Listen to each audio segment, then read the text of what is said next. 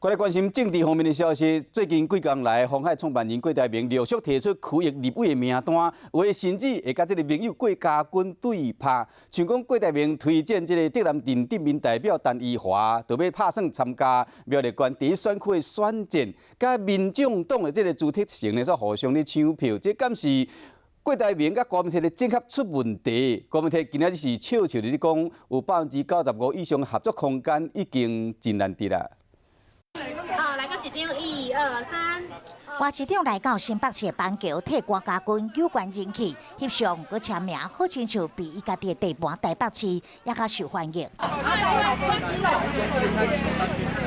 参选板桥东区立委吴大伟，传郭文德一沓一沓握手，这竞选海报顶面有看到郭文德甲郭台铭，但是两个敢真正是密切的合作咧。国庆日当天，郭台铭宣布两位新的郭家军成员，其中苗栗县德南镇民代表陈宜华，可能会伫苗栗县第一选区，甲民众党参选人朱德成对战。合作那可能100%合作。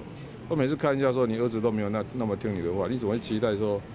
跟你一个 partner 平等的那个合作伙伴100%跟你一样，不可能啦！如果可以做到95%的没有冲突，那这就已经很厉害了。就算被挑战，嘛笑笑讲无关系。连讲到蔡总统国庆演讲，中华民国台湾，伊的态度嘛等候真多。国是中华民国嘛，家是台湾哦，在现阶段，